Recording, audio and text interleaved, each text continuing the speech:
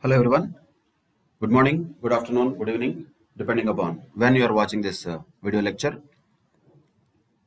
In the earlier sessions related to chapter 2, unit 3 of business economics, that is related to supply, we discussed about what are the determinants of supply and what is the law of supply, what is the difference between movements on the supply line or what is the shift in the supply curve when each of that happens, and most importantly the elasticity of supply, how to calculate it, basically the price elasticity only, how the change in price of a commodity will have an impact on the quantity supplied, can be calculated using percentage change in quantity supplied divided by percentage change in price, or it can be calculated even using arc elasticity method or point elasticity method also. Taking an equation, we have discussed how to calculate the elasticity of supply under different circumstances using different methods. But now, after the demand and supply both theories we have separately discussed, the time has come to merge them to one point, and that's what we actually call as market, which is definitely a combination of both demand as well as supply. So whenever we say a market, so that is definitely having a demand also and supply also. But when can we say the market has a equilibrium price? So what is this equilibrium price? It is the price where the quantity demanded is equal to the quantity supplied. Sir, will it happen? How can it be exactly matching? Not possible. Everybody knows that. Exactly it will not match. Once again, theoretically, when we can say a price has an equilibrium price is when the quantity demanded and quantity supplied is exactly same. It will definitely not be exactly same, but the way market forces work will be in such a way that always it will try to reach the equilibrium. That is what we should understand. We should not think that already equilibrium is achieved. Equilibrium never will be achieved. But how the market functions, how the market will behave, will always be in such a way that it will try to reach the equilibrium at any point of time. It is a direction towards equilibrium, but not the destiny itself. That's what we should understand. So, when that equilibrium will be achieved, if at all it is achieved, when the quantity demanded is equal to quantity supplied. In simple words, that is the intersection of both demand and supply. Or, in simple graphical terms, we can say where this is the demand curve and this is the supply curve, where these two are intersecting, that is the equilibrium price we are talking about. And naturally, this is the equilibrium price, because price is always on the y-axis, quantity is on the x-axis, we know that. So this is the equilibrium price where the quantity demanded and quantity supplied both are same. Naturally, yes, this is what happened here. At this point of time, the quantity demanded and quantity supplied is same, that is Q, let us say, and the price at which the quantity demanded and quantity supplied is same, that price is called as equilibrium price. We can express it in different ways, but ultimately, what does this mean? It means it is the price at which the quantity, again amount is not a good word, the quantity that the buyers want to buy is equal to the quantity that sellers want to sell. So what buyers want to buy is what is called demand, and what sellers want to sell is what is called supply. When demand and supply both are equal, then we say that is the price as equilibrium price. Only at this price, both buyers and sellers are satisfied. And we can also call this as a market clearing price or market price. Normally, that is the price at which the deals are happening daily. Though it is not necessarily that always it is equilibrium, but when we are going and buying certain product in the market at a certain price, you are going and buying a soap at 20 rupees in a supermarket. Why are you buying? Because you are willing to buy, you have the capacity to buy, and you are ready to pay 20 rupees for that. So you are buying, that means you created a demand. And while the seller is keeping it in the supermarket, right from the manufacturer to the wholesaler to the retailer, finally it came to the supermarket, finally, that is the retailer. So it has crossed so many states after it is manufactured. So much of process happened before it reached to the supermarket near your house. But all this process, what it has created? Simply that has created supply. Means the seller is willing to sell at that price, buyer is willing to buy at that price. Then only you are buying. Imagine if the seller is willing to sell it at a higher price than what you are willing to pay. Then there will not be any matching between demand and supply. So the point is, in general, whenever we say equilibrium price, that is what is perceived to be market clearing price also, or a market price also. Whatever is prevailing in the market is presumed to be equilibrium price. But once again, we should not get into wrong notions that because at this price the demand and supply are equal. They will never be equal. They will never be equal in reality. That is the limitation of the market economy. That is the limitation of the capitalist system, what we discussed in the first chapter. Because there is no proper planning at a central level, the pricing mechanism is left to the market. So at a one point of time, definitely it looks like that yes, this market price is the price where buyer and seller both are happy, both are satisfied. But that does not mean the quantity demanded is equal to quantity supplied at that price all the times. So there will be a lot of stock which is unsold and a lot of stock which the sellers wanted to sell, but still they could not sell. But since it is all part of supply, we can say that supply is there. But demand may not be there to actually buy all the goods which are supplied. So the mismatch between the demand and supply is an eternal problem for the market economies or capitalist system that we have to keep in mind. While keeping that in mind, we have to also understand when there is a price that is prevailing in the market, that price is indirectly indicating that it is the price which the buyers are willing to pay and it is the price at which the sellers are willing to sell. Then only deals are happening in the market. Then only some purchases and sales are happening in the market. If there is no buyer, if there is no demand, all that supply is useless. Not necessarily it is going to have any value to the suppliers until the buyers actually buy it. But it constitutes supply. Supply includes goods offered for sale. But until and unless it matches the demand, it will not generate any revenue to the suppliers, and naturally it will not generate any profits to the suppliers also. So this mismatch is always going to be there. Supply and demand quantities mismatch, that is there. But price definitely is the price at which the quantity demanded and quantity supplied are equal.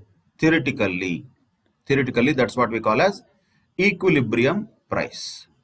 Right? And how this price can be found out? Again, theoretically. Don't think that we can fix prices for all the products by knowing equilibrium price theory. That is not our scope. So theoretically, how this market price can be determined? Simply, where the demand and supply matches, that itself is the equilibrium price. And that is the central theme of the microeconomic analysis. So microeconomic analysis sometimes is also called as price theory. Because ultimately, all the microeconomic principles that we have been learning related to demand and linked consumer behavior and the theories related to supply, they will all culminate here at this concept of equilibrium price. So what happens here? Let us understand this table. This is the important concept. In exams also questions will be asked, and logically we should be able to understand in real life also. There are various possibilities here. What happens? Let us see. Let us say if the price of a particular commodity is of 5 rupees, quantity demanded was only 6, but quantity supplied was 31 units. We are talking quantities. In other words, supply is more than demand. Supply is more than demand. When the supply is more than demand, how the price will move or how the price will have an impact from the market. As I said, market will always try to reach equilibrium, and in its pursuit of reaching equilibrium, what kind of pressure the market will put on the price here is it will put a downward pressure or impact on the price. In other words, when the supply is more than the demand, less people are ready to buy. Lot of goods are there offered to be sold. Why will you buy at that 5 rupees price? You will not buy. Quantity supplied is too much. Everywhere there are stocks. Nobody is buying. Very few people are buying. So how the pressure will be there on the prices? Naturally, what the suppliers will be forced to do? The suppliers will be forced to reduce the price. There is no option for them. Then they may reduce the price to, let us say, 4 rupees. Okay, because the price is reduced, the quantity demanded will definitely increase. But at the same time, the quantity supplied will decrease, we know. When the price reduces, the quantity supplied also reduces. Because some suppliers may think 4 rupees is not going to be feasible for me. I will not supply, I will not manufacture, I will get out of the market. How many companies will get shut every year? How many manufacturing units, how many businesses, how many traders will close their businesses every year? Because they are not able to sustain in the market. They will go out of the market. In the sense, to that extent, the supply will get reduced. Because the prices have reduced. When the prices have reduced, observe carefully, demand has increased, naturally, as per demand theory. Supply has decreased, naturally, according to supply theory. But still, even in this case also, the supply is 25 units, demand is only 12 units, still supply is more than demand. So there will be a further push or actually pull of the price downwards because supply is more than demand. So in this particular circumstance where the supply is more than demand, what can we say? The impact on the price will be downwards in these two cases. What is more? Supply is more than demand. In other words, demand is less than supply. If it is a very long period, it happens like that. That's what we call recession. That's a macroeconomic concept. We don't need to go into that. But that is not a good sign for any economy. Supply is more, demand is less. So the impact on the price will be less. Means downwards. The market will try to take the price towards the equilibrium price where the supply and demand will be equal. And now comes our equilibrium price. And what is that equilibrium price? That is 3 rupees. At this price, imaginary example, quantity demanded and quantity supplied both are same, 19 and 19. That's what we call as equilibrium price. If the market reached that, it will stay there only. It will sleep and it will not do anything. There is no push or pull to the price. Exactly, that is what the market wants. But will it be there always at equilibrium? Definitely not. It will try to reach equilibrium because of the mismatches between supplies and demand, or mismatch between the quantity supplied and quantity demanded. And naturally, if the quantity supplied is more than quantity demanded, market will put a downward pressure on the price and it makes sure it will reach equilibrium. That is the tendency of the market. Once again, not that exactly it will happen. But now that it has become already at equilibrium, just imagine if the price is further reduced to 2 rupees further. Then, since price has reduced, again demand will increase and naturally supply will further decrease. But what is this situation? This situation is where the demand is more than supply. That means people are all craving for that commodity, but it is not available. And they are all asking for the commodity, but there is no supply of it. Then naturally people will be ready to pay more price for that. So what the market will do? It will put a upward impact on the price. So from now onwards, the market will try to go back to the equilibrium by increasing the price. It will not try to reduce the price from 2 to 1. It will try to increase the price from 2 to 3 because 3 is the equilibrium price. Same way, imaginary. If the price is reduced to 1 rupee, then demand is too much. Lot of quantity is demanded, but supply is not that much because suppliers are not interested to sell at that price. So when demand is more and supply is less, naturally the push is upwards on the price. So naturally what happens in these two cases where there is a upward pressure on the prices is when demand is more than supply. So wherever the demand is more than supply, naturally the prices will go up, and wherever the supply is more than demand, the prices will go down.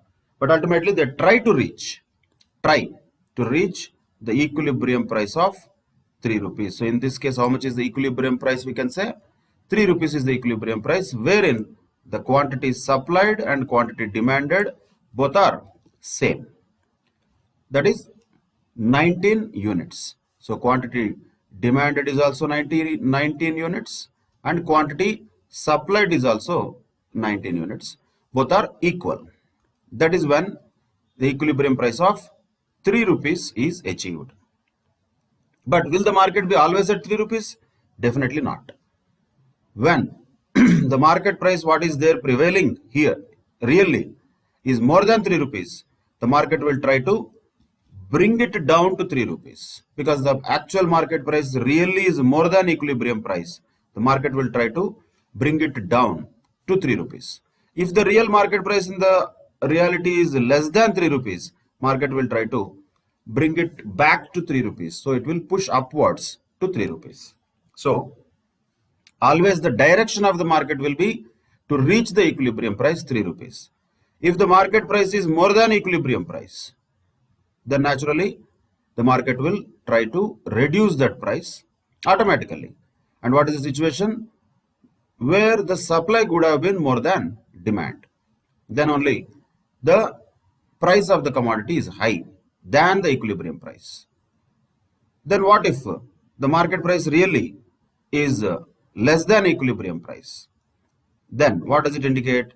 It indicates the demand is more than supply, and demand more than supply pushes the price upwards. So ultimately, whichever direction it is, finally the market forces will try to reach equilibrium price, in this case which is 3 rupees. And once again, this is only an example, but the impact and tendency will definitely be there in the market. That is always true, but these numbers are only to be taken as examples. So that's what happens in case of supply and demand schedules. Both are studied together. So demand only, if you look at, as the prices are decreasing, demand is increasing, or quantity demanded is increasing. If you look at only the quantity supplied, as the prices are decreasing, quantity supplied is also decreasing. That's what is law of demand and law of supply. But now what we are doing, we are mixing both of them at the same time. We are testing both of them at the same time, and we are merging them together, and we are looking at what price will these to be equal. That's what we are looking at in this table 10. And from this example, it has emerged to be 3 rupees as equilibrium price. By chance, if the real market price is more than 3 rupees, the market will bring it down to 3 rupees. By chance, if the market price is less than 3 rupees, the market will take it up to 3 rupees. And in each of these situations, what happens, that we should remember. What is the impact on the price, that we should remember. When the supply is more than demand, the impact on the price is downwards. And when the demand is more than supply, then the impact on the price is upwards. Very important aspect of merging both the quantity of both the theories of demand and supply. That's it. So that is about equilibrium price. And from this next figure, illustration 27 also, we can understand there is a demand curve, which is this curve. This is demand curve, and this is supply curve. As usual, demand curve is going downwards from left to right. Supply curve is going upwards from left to right. And where they are meeting at this point, that is what is called equilibrium point. And what was the price as per our example? It was 3 rupees. So that is the equilibrium price. And what is the quantity here? Equilibrium quantity. That is 19 units. The same things, if you put it on graph, both the quantity demanded and quantity supplied, what is going to be the intersection point of the demand curve and supply curve? That is the equilibrium point, and whatever the price attached to that point is called equilibrium price. And the quantity attached to that can be called as equilibrium quantity. But in general, equilibrium quantity is not the word used. In general, we use the word equilibrium price. That is where we are interested in. See, quantity is what is determining the price. So important aspect here is price. And in each case, definitely the pressure will be definitely there on the market price in different scenarios. So look at this particular scenario. Observe that carefully. This scenario. So what is here? This is supply. Only this you have to look at. Only this area. So what is there here? So simply the supply is more than demand. Supply is more than demand. That means at any particular point after this, the supply is more than demand. So if the supply is more than demand, will the price stay at that point? No. So this price is a higher price. Let us take this point. This point is a point which is an indication of supply more than demand. And what happens? Will this price stay? Imagine this is something like 4 rupees or something. So here supply is more than demand. Will that price stay? No, it will not stay. It will come down from 4 rupees to 3 rupees. So ultimately, the market will put a downward pressure on the price.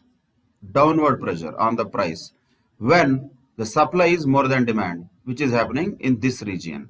Any point, if you take this point also or this point also, ultimately that is indicating demand is less than supply or supply is more than demand, and definitely it is going to be taking back to the equilibrium price, that is 3 rupees.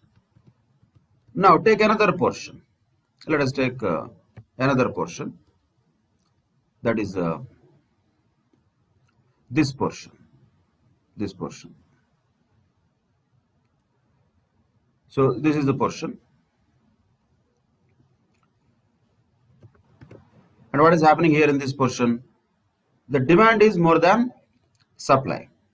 So at any particular point, if we take, let us say here, whatever it may be, say 2 rupees if at all.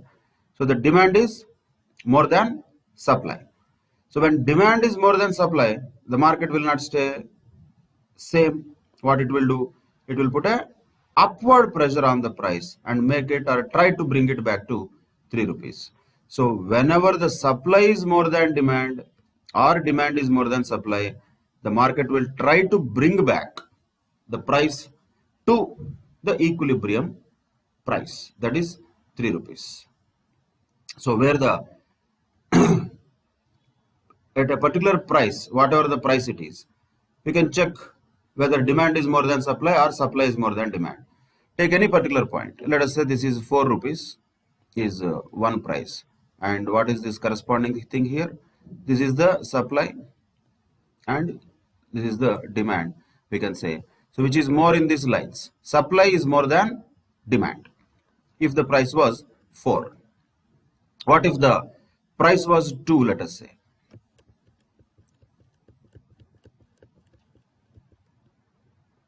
So when the price was 2, the supply is only less, but demand is very much high.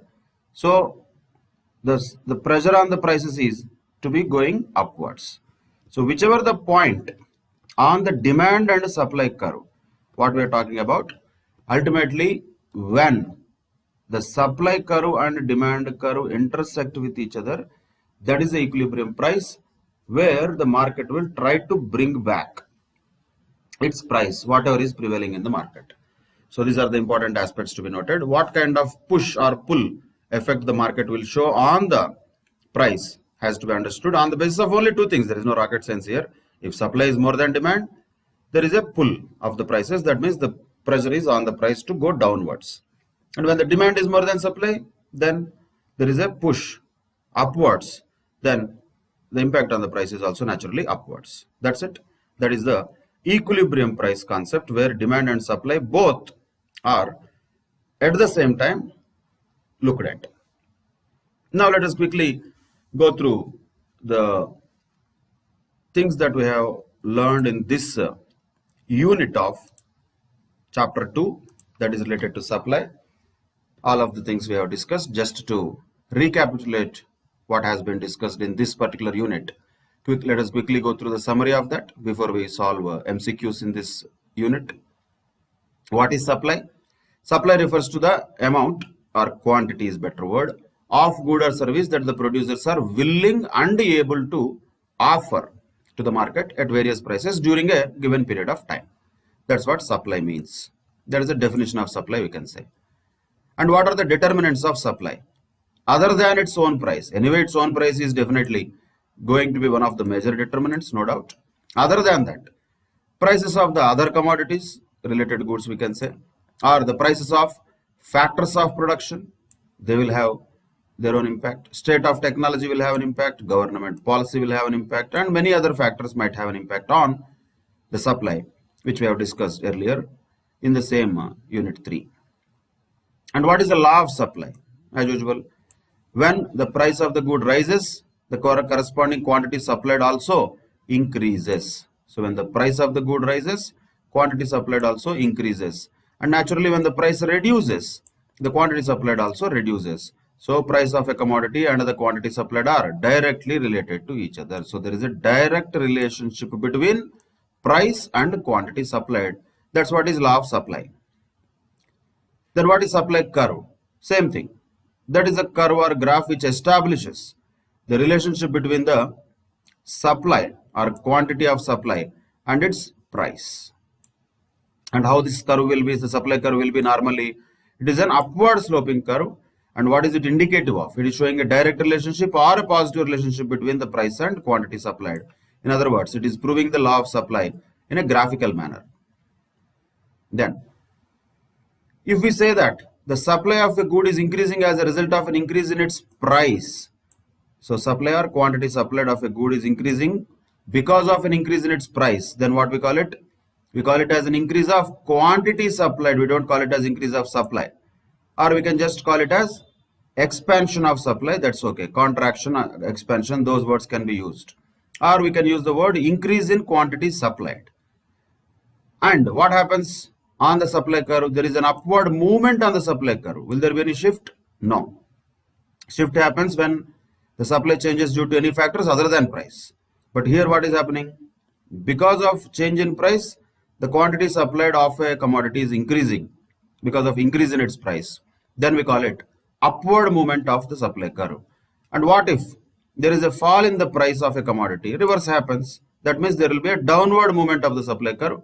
Then we can call it as a decrease in quantity supplied. Once again repeating, not decrease in supply, decrease in quantity supplied. When we say increase in quantity supplied, decrease in quantity supplied, we are talking about this change due to a result of change in price. When we say increase in supply, decrease in supply, we use that when supply is changing due to any factors other than price. That has to be always kept in mind for terminology purposes. Then what is elasticity of supply? Simply the responsiveness of supply or quantity supplied to change in the price of the commodity. When the price of the commodity changes, quantity supplied changes, that we know. That is okay. But how much it changes? Will it change too much or will it change only a little bit? How? How responsive is supply or how responsive is quantity supplied to the changes in price is measured by elasticity of supply. So elasticity of supply is the quantification of law of supply, we can say. Whatever the law of supply already says, that's what elasticity of supply quantifies and tells us a number. How elastic a particular commodity is or how inelastic a particular commodity is. So that is elasticity of supply, meaning about responsiveness of supply to a change in the price of a commodity. Then what is elasticity of supply can be classified into? We can say it as perfectly inelastic supply, and each of them we should remember. When we say perfectly inelastic supply, which means the supply has no influence of price. Price has no influence on supply. The supply is completely not dependent on the price at all. That is perfectly inelastic supply. So the quantity is always going to be same irrespective of the price. Then naturally how the supply curve will look like? It will be parallel to the y-axis. Parallel to y-axis or perpendicular to x-axis because quantity is same across different prices. Same way.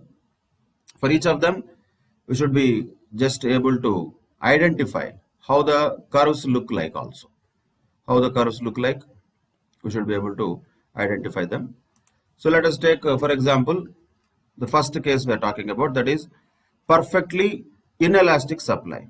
It definitely looks like a straight line which is parallel to y-axis, perpendicular to x-axis. That is perfectly inelastic supply. Then relatively less elastic supply.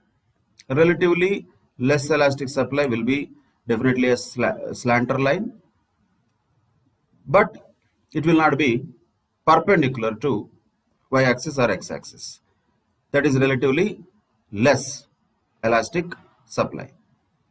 Relatively more elastic supply, just it will become like this.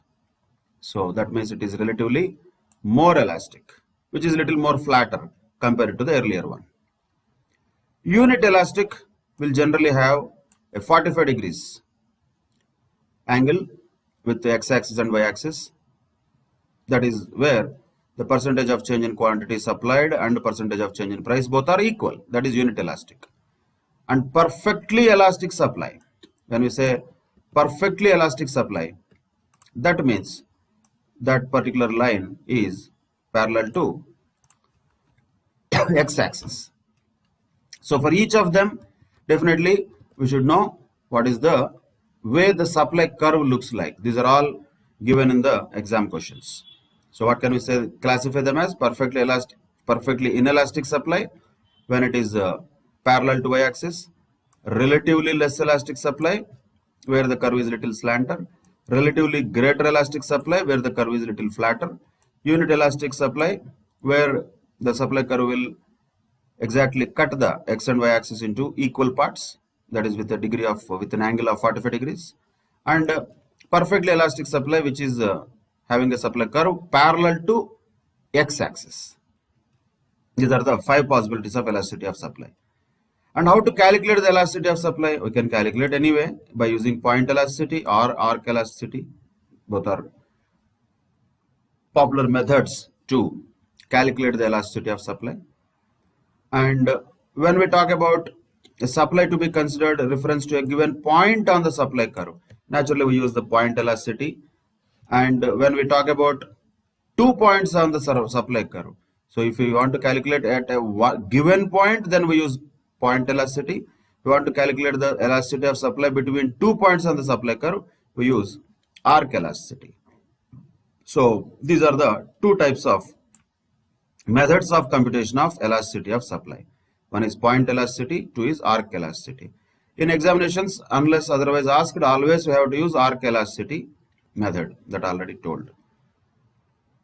Now, what is equilibrium price? Just now, as we discussed, it is the one at which both buyers and sellers are satisfied, and at this particular price, the quantity, once again, the amount that buyers want to buy and what the sellers want to sell, both will be equal. That is the price which is called as equilibrium price. That is about the summary of the chapter supply. That is unit 3 of chapter 2, the last unit of this chapter, we can say. Now coming to the multiple choice questions, most of them, lot of them we already discussed earlier, which were related to the theory of demand and the theory of consumer behavior. Because we already highlighted them, we can identify where we have missed out or where we have intentionally left for the unit 3 of this chapter. So look at question number 20. Which of the following statements about the price elasticity of supply is correct? We need the correct statement. So first read the question carefully. Go through the statements one by one. You have to go through all of them. Price elasticity of supply is a measure of how much the quantity supplied of a good responds to a change in the price of that good. Fantastic. That's exactly what price elasticity of supply means. Yes. So should we jump to answering it as A? Don't do that. That is what I was telling. Don't jump to answer. But first read the other things. Whenever particularly there is all of the above, be very careful. So you cannot just directly jump to answer A, because it is a correct statement. I'm not telling it is wrong. It is correct. A is also correct. It's a correct statement, but is it the correct answer? Maybe or may not be. We have to read through the other statements also. Second B statement says the price elasticity of supply is computed as the percentage of change in quantity supplied divided by the percentage of change in price. Of course, yes. So A and B are correct. Definitely 100% correct. In examinations, you don't need to read C because anyway these two are correct and all of the above is there. So all of the above can be directly kept as answer. But if you just want to go through the point C also, price elasticity of supply in the long run would be different from that of short run. Yes, it would be. Anything will be like that. Price elasticity of demand or price elasticity of supply, both of them will be different in the long run and different in the short run. That is a very generic statement which applies to both supply also, demand also. That is why C also is not a wrong statement, it is a correct statement. Since all the three are correct, correct answer will be D, Delhi, all of the above for question number 20. Then we have solved many of the other questions. All of them were already discussed. Let us go to questions which were not discussed earlier related to supply unit. Yeah. Question number 45.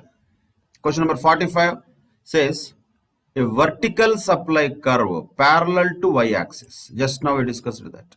Vertical supply curve parallel to y-axis.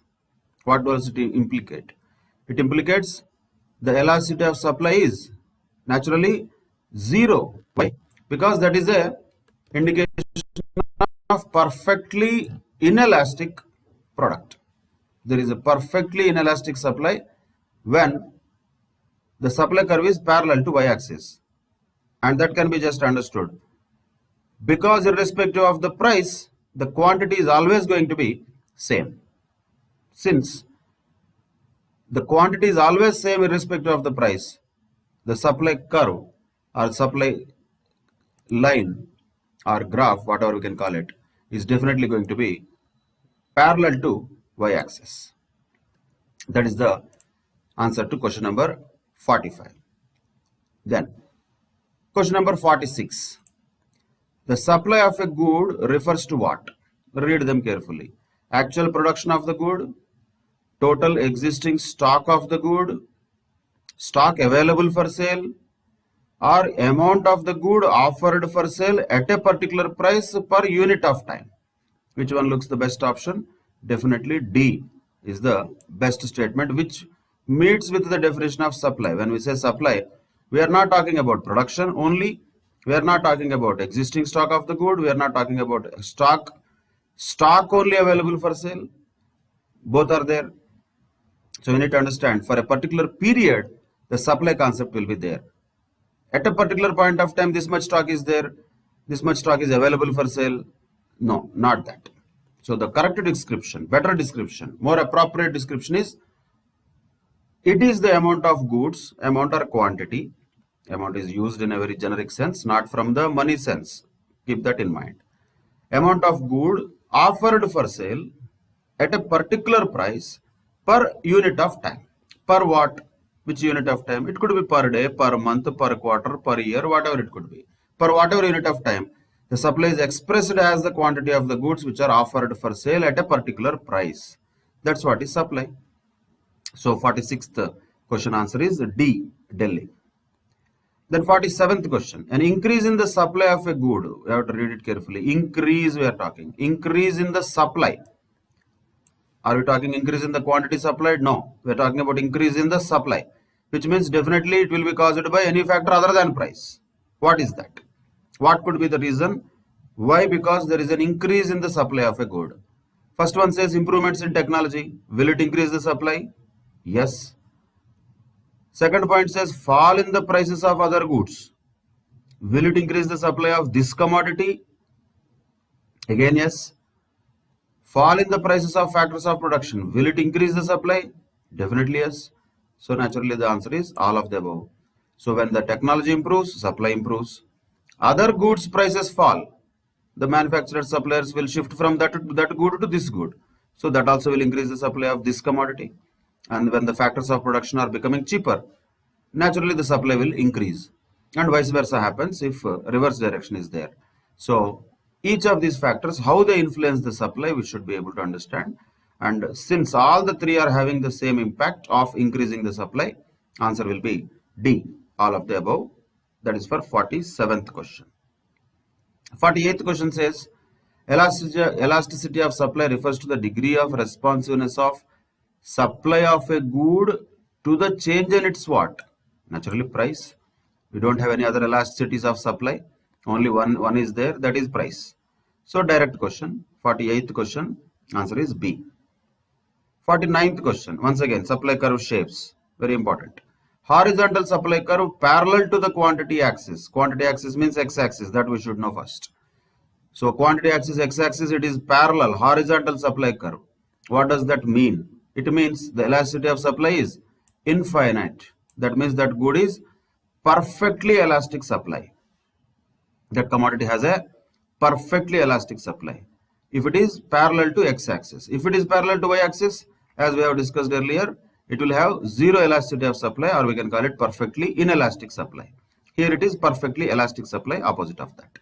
So we can say the elasticity of supply is infinite. 49th question, answer is B, Bombay. Then, contraction of supply. Once again, not decrease, contraction. Words are important. Expansion, contraction happens when? When price of the commodity changes, that's all. Any other factor should not be considered here. Expansion, contraction are the words used. Quantity supplied is the word used when we look at the changes in the quantity supplied only and only due to price. So, decrease in the number of producers, prices of other goods, all these things will not matter. What matters here for contraction of supply? Decrease in the price of the good concerned. Whichever the good we are talking about, if there is a decrease in the price, the supply will get contracted. What is the other name we can use for it? We can call it as a decrease in quantity supplied.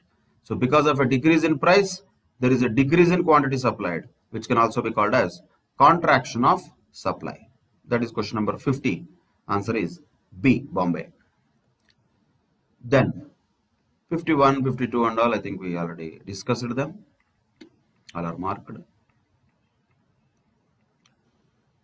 70 also, yes. 71, no. So let us look at 71st question. The quantity supplied of a good or service is the amount that, what is that? Is actually bought during a given period of time? Definitely not. That is not quantity supplied. Producers wish they could sell at a higher price. Producers can wish 100 things. That will not become quantity supplied. Producers plan to sell during a given period at a given price. Yes, that can be called as quantity supplied, where the producers are having a wish to sell also, will also, and capacity also. That's what is a plan to sell during a given period of time at a given price. That's what is supply. So 71st question, answer is C. Then 72nd question, supply is what? Once again, limited resources that are available with the seller, is it? Or is it related to cost of producing a good? Definitely not. Is it the relationship between quantity supplied and the price of the good? Yes. That's what can be called as supply. That is 72nd question. Relationship between quantity supplied and price of the good. Actually, you can say the law of supply is a better question. Supply is not a relationship. Law of supply is what? Law of supply is the relationship between quantity supplied and price of the good. And other things do not have any meaning. Limited resources are there. Cost. We first of all don't even use the word money in this entire discussion except for price. So supply, demand, these are all quantities, not monetary items. So cost has nothing to do. Willingness to produce a good, if the technology to produce is becoming available. So only then somebody is having willingness. That's not what we can call supply. So these are all ridiculous statements. When there is a relationship between the quantity supplied and the price of the good established, that's what supply means. That's what the law of supply means. That is 72nd question, answer becomes C. Then 73rd question. In the book market, the supply of books will decrease. Read it carefully. These type of questions are possible in the exam. You have to read each and every word carefully. Book market is okay. Book is not important. Some product, whatever it is. Supply of that commodity will decrease if any of the following occurs except. So see the two words here. Supply will decrease normally, except is saying. Means what? In one of the four following options, the supply will not decrease, rather it will increase. So which one we have to identify first? That we should know. We should identify in the four possibilities below where the supply will increase, decrease, except both negatives. So negative to negative is positive. That means increase. So in the following cases where the supply of books will increase, that we should find out.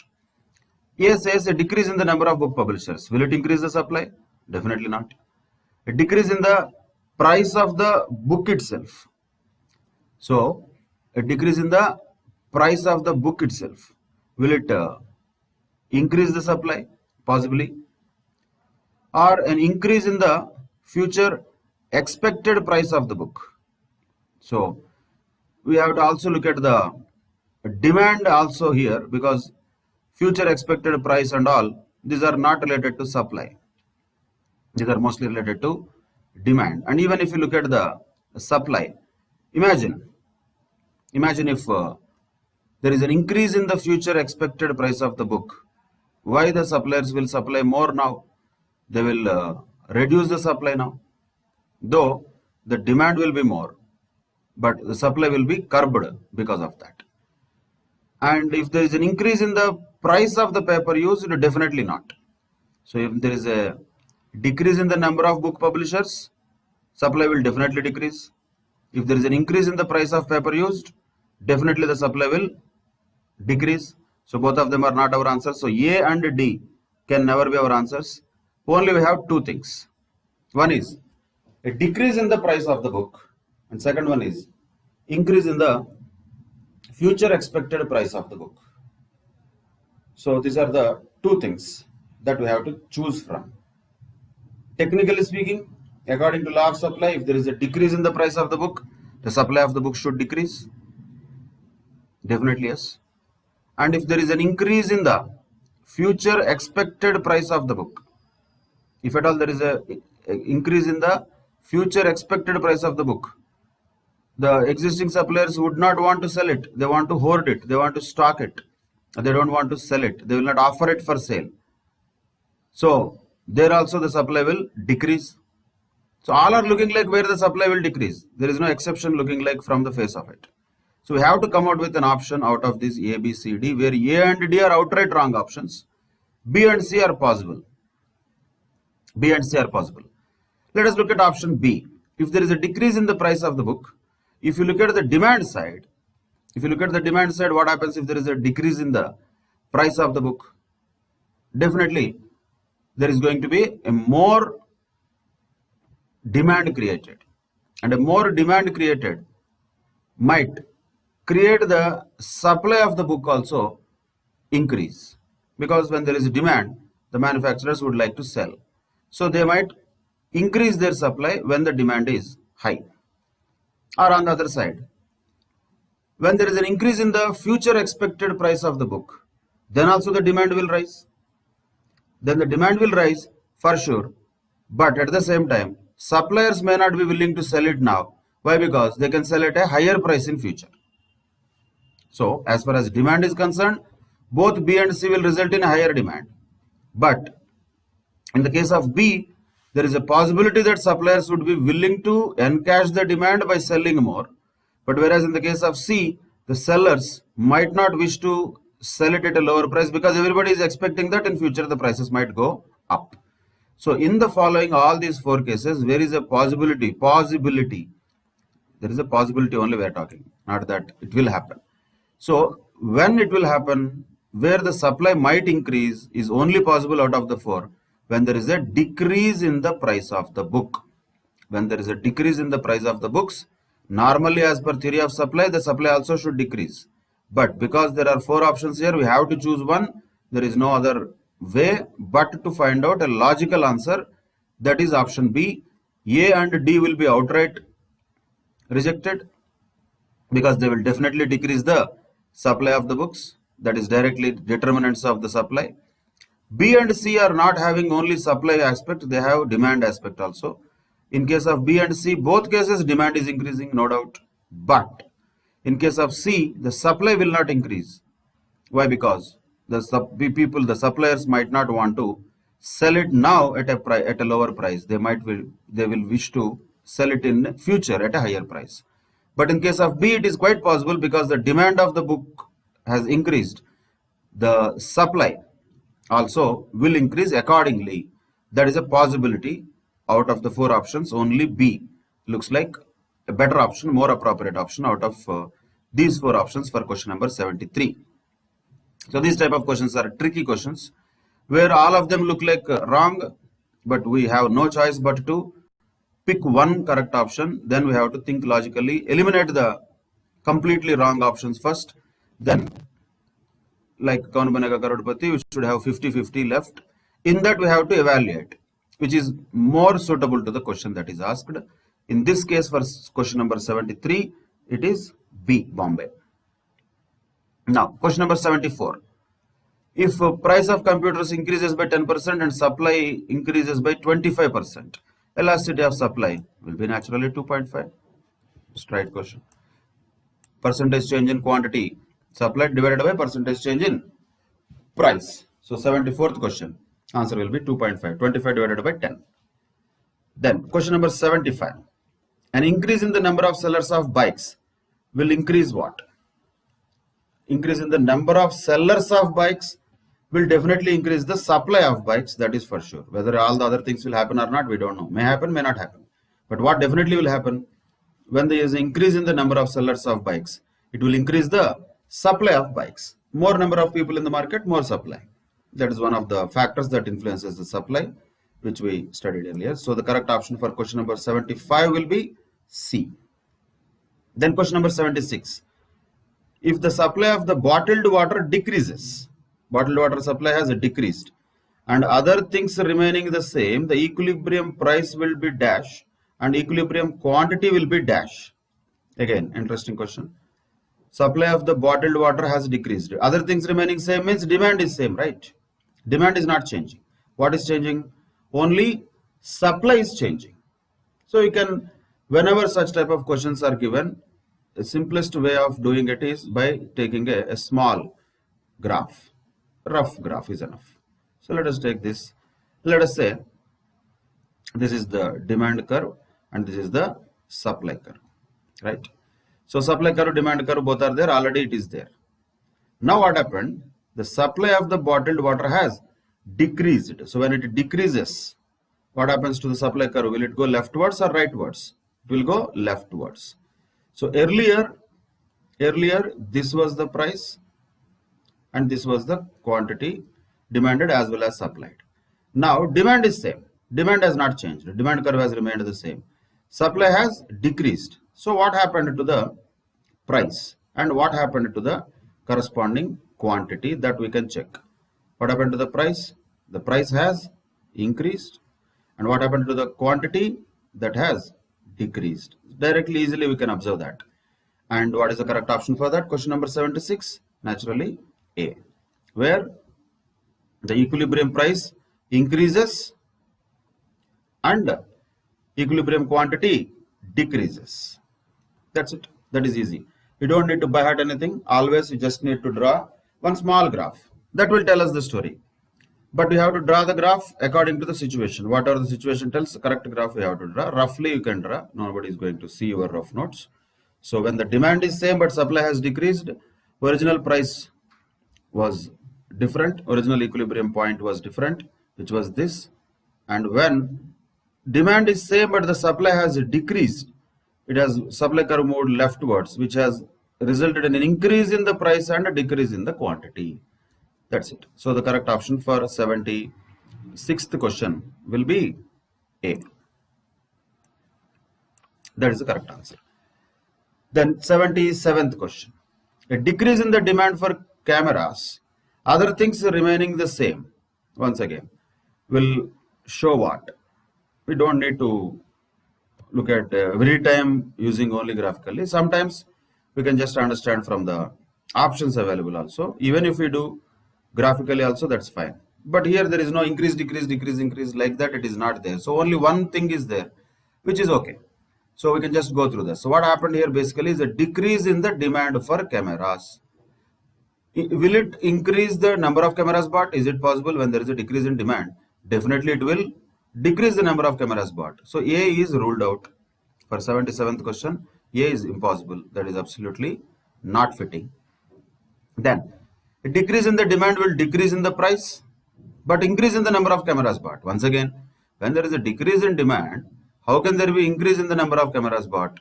Not possible. That is again same. A and B both are equally ridiculous. A is fully ridiculous, B is half ridiculous. Because decrease in price might happen, but increase in the number of cameras bought will not happen. Then a decrease in the demand will increase the price of the cameras. How? When there is a decrease in demand, the pressure on the price is downwards, not upwards. So C is also not possible. So naturally the only option available is D. And look at that, why that happens, what happens. When there is a decrease in demand, price will decrease. Why? Because the pressure on the price, market price is downwards when the demand is less. Suppliers have a lot of things to sell, but nobody is buying. Then what they will be forced to do? They have to decrease the prices. But at the same time, because of decrease in demand, there is a decrease in the number of cameras bought. So both will happen when there is a decrease in demand. That is point number D. Answer is D, Delhi, for question number 77. Then question number 78. If good growing conditions increase the supply of strawberries and hot weather increases the demand for strawberries, then the quantity of strawberries bought, where it will be having some kind of impact, is asked. So what are the two things here? For increase in supply, there should be good growing conditions, and when there is a hot weather, that there will be an increase in demand. Then the quantity of strawberries bought will be dash. So read the options. First one says the quantity of strawberries bought increases and the price might rise, fall or not change. That is 78th question. When there is a possibility of quantity of strawberries bought increases. Definitely yes. Why? Because when the increase in supply also happened, increase in demand also happened. Both happened. Increase in supply and increase in demand. Both of them have happened at the same time. When demand also, supply also, both will change at the same time, definitely the price will increase. Definitely the quantity of strawberries bought will increase, because quantities, both of them are increasing. And whereas the price is concerned, there are multiple possibilities that might rise, fall or not change. Why it will happen? Because first of all, there is a increase in supply. There is an increase in supply, no doubt. And when there is an increase in supply and increase in demand simultaneously, which one is more? How do we know? Which one is more? Imagine if the increase in demand is more. Increase in demand is more than increase in supply. Then that's a good thing. The price will rise because of that. Imagine if increase in supply is more than increase in demand. Then the price will not increase, the price will decrease, because supply is more increasing than increase in demand. Imagine if increase in supply and increase in demand both are same, then the price will not change. So the point is, when there is an increase in the supply, also when there is an increase in the demand, both are happening at the same time. If they are happening at the same time, one thing for sure is the quantity of strawberries bought is increasing. That is for sure. This is guaranteed, no doubt. But what about the price? Price we cannot exactly tell with this information. Why? Because if the increase in demand is more than increase in supply, the prices will rise. If increase in supply is more than increase in demand, the prices will fall down, because the supply is increasing faster than demand, and supply increasing, demand decreasing means naturally that is a downward pressure on the price. And when both are same, increase in supply and increase in demand, the prices may not change. That will be remaining same. So that is a point to be noted here when we talk about increase in demand and increase in supply both happening at the same time. So correct answer naturally for this question will be A, because it exactly tells what happens when there is an increase in demand also and increase in supply also of one commodity, whatever it is, that is strawberry. So the quantity definitely increases. Price might rise, might fall, or will not change. And how it might rise, how it might fall, when it will not change. These are the three possible situations we are talking about. So in any of these possible situations, the prices might have their own impact. If increase in demand is more than increase in supply, the prices will have upward pressure. If increase in supply is more than increase in demand, the prices will have downward pressure. If both are equal, the prices will not change at all. So that is the point when both supply and demand change simultaneously. These are the various possibilities that we are talking about. When we have both demand curve and supply curve at the same time. When there is an increase in supply also, increase in demand also. Both are happening at the same time. Then what happens to the equilibrium? Price is a point we are talking about. There is a detailed discussion on this particular aspect when we discuss about different types of markets in a later chapter, that is chapter 4. But it is commonsensical. We can understand this from this simple logic of when the increase in demand is more than increase in supply, naturally there will be a upward pressure on the price. When the increase in supply is more than increase in demand, there will be a downward pressure on the price. When both are equal, there is not going to be any change in price. But one thing for sure, when both have increased supply and demand, both increased means quantity definitely has increased. So that is option A for question number 78. 79 was already discussed. 80. In a very short period, can the supply be changed? Very short period we are talking. Supply cannot be changed in the very short period. As we discussed, it will take time for supply to be changed. So answer is B, direct question, Bombay. 81st question. When the supply curve moves to the left, what does it mean? It means a smaller supply, larger supply, constant supply. Left means a smaller supply at a given price. Same price, but supply has reduced. Reduced is used in a different word. It means a smaller supply at the given price. That's what. When we say the supply curve is moving to the leftwards, that is when we say there is a decrease in supply. That is question number 81. Answer is A. Opposite of it, question number 82. When the supply curve moves to the right, then what can we say? Then we can say the supply increases. Once again for question number 82 also answer is A. When the supply curve is moving towards right, it means the increase of supply happened. That's it. Then question number 83 is also elasticity of supply defined like what? Responsiveness of the quantity supplied of a good to a change in its price. Exactly, we got our answer. That's what is elasticity of supply. So B is wrong. Without a change in price, it says. Demand, C and D are ridiculous because we are talking about elasticity of supply. So C and D are talking about demand. They will never fit here. Only option is A. That is a direct definition of elasticity of supply, responsiveness of the quantity supplied of a commodity due to a change in its price. Exactly, A is the correct answer for question number 83. Then question number 84. Elasticity of supply is measured by dividing the percentage change in quantity supplied of a good by what? Naturally, percentage change in price. Direct question this also. 84th question, C. 85th question. Elasticity of supply 0 means what? 0 means perfectly inelastic supply. Once again, a direct question. If it is infinity, that is called perfectly elastic supply. So this is perfectly inelastic supply when we can call that as elasticity of supply as 0. That is question number 85. Then question number 86. When the elasticity of supply is greater than 1, when is that? 86. Read them carefully. Proportionate change in quantity supplied is more than proportionate change in price. Once again, we got the answer in A itself. So question number 86 also answer is A because exactly that matches. When can we say the elasticity of supply is greater than 1? Numerator is more than denominator. What is numerator? Percentage change in quantity supplied. That is more than proportionate change in price. That is when elasticity of supply is greater than 1. So straight answer, 86th question also answer is A.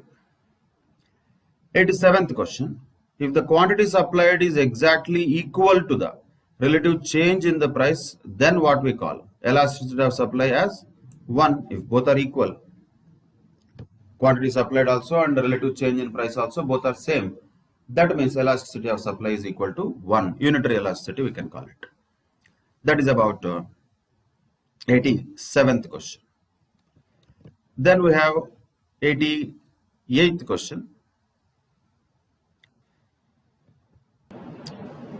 So when the price of a commodity decreases from 6 rupees to 4 rupees and quantity demanded of the commodity increases from 10 units to 15 units.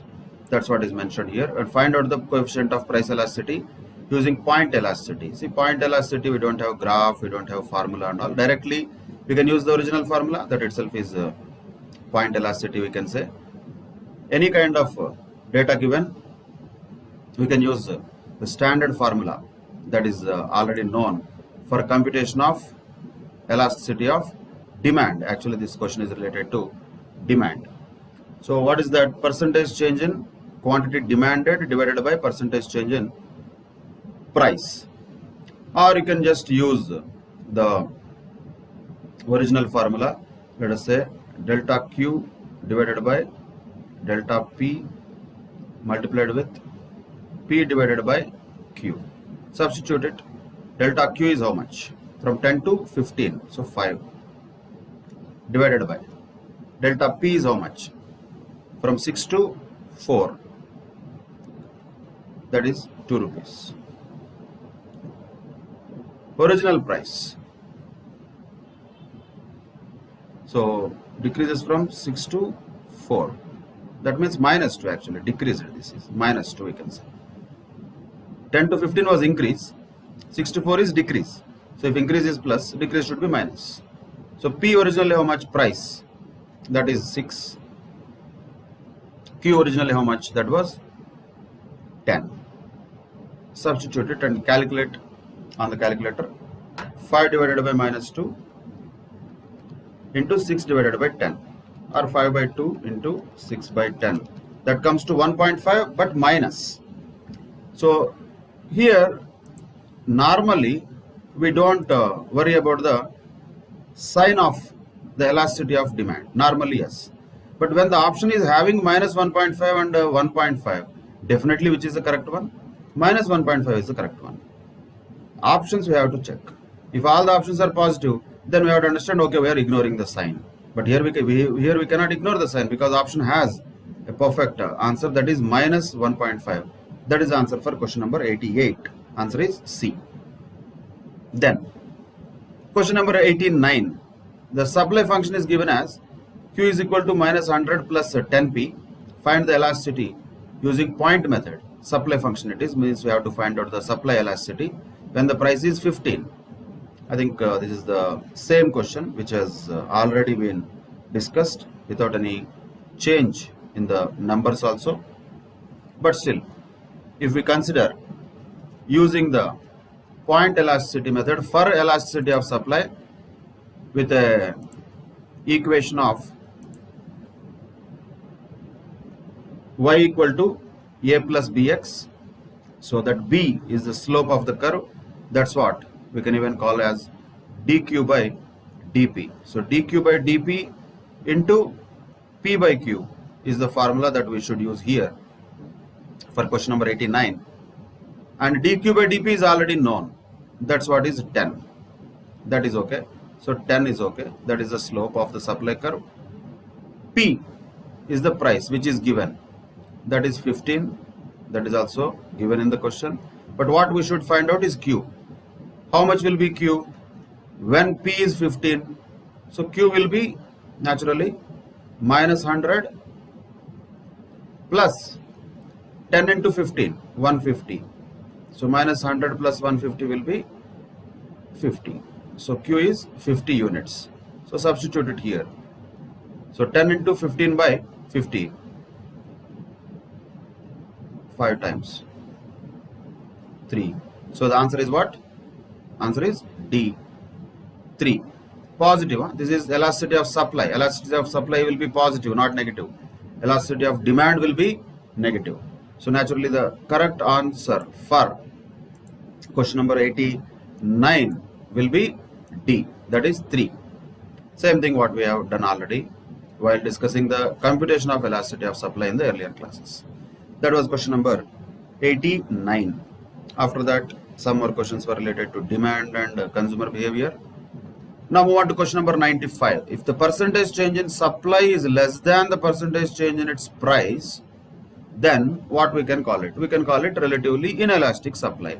Direct question. Means numerator is less than denominator. Then 96th question. The supply curve shifts to the right. Shifts to the right means supply is increasing. When it will happen? Improved technology? Yes, it will happen. Increased price of factors of production? No. Increased excise duty? No. Because both of them will have a negative impact on the supply. But only one thing which will have a positive impact on the supply is improved technology. So the correct answer is A. So supply curve shifts rightwards when technology improves. That is when we call the supply has increased. That is 96th question. Option A is the correct answer. 97th question. Which of the following statements is correct? Correct statement we should find out. So read them carefully. First one says, when the price falls, the quantity demanded falls. Absolutely rubbish. Wrong. It will happen opposite actually. Seasonal changes do not affect the supply of commodity. That is also wrong. Definitely they will affect the supply of commodity. Seasonal changes will be there. Taxes and subsidies do not influence the supply of the commodity. That is also wrong. They will influence.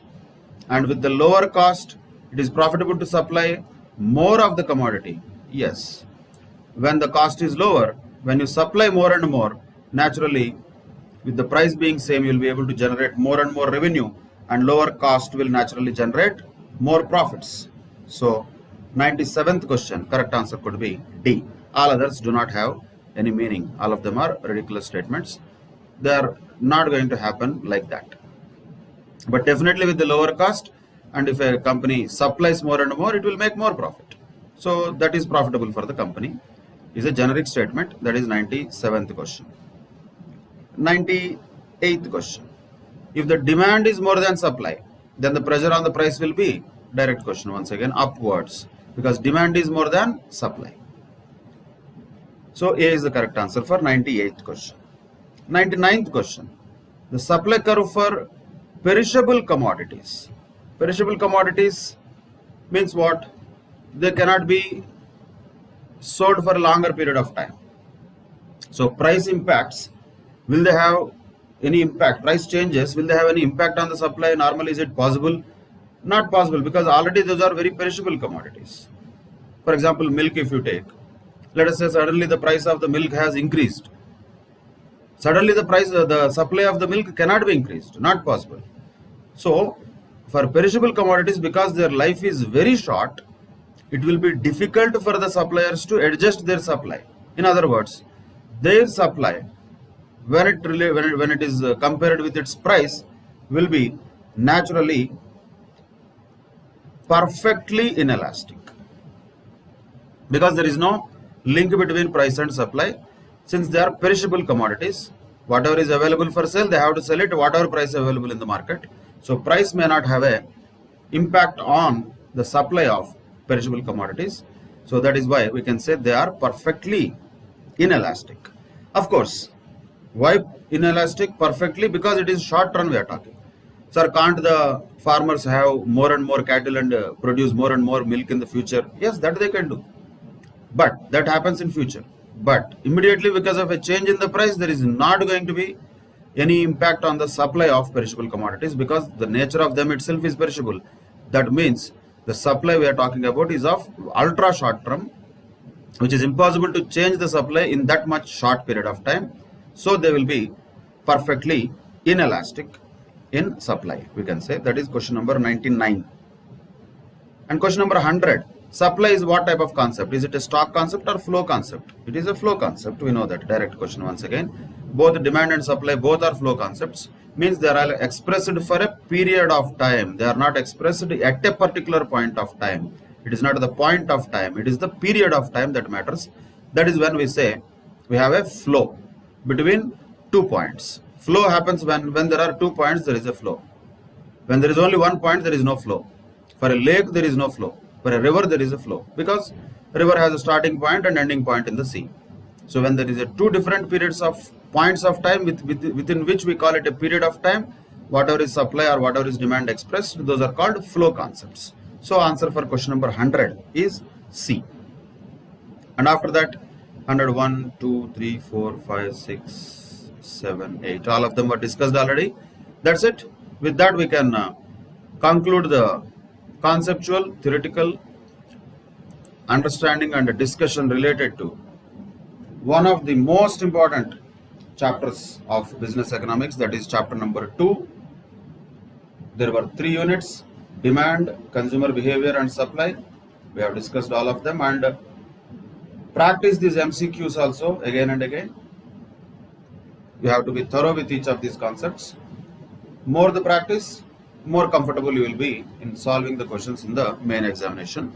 So with that, we can conclude this chapter of business economics, and in the next session we'll move on to another chapter of business economics. Till then, take care. Bye bye. Thank you very much.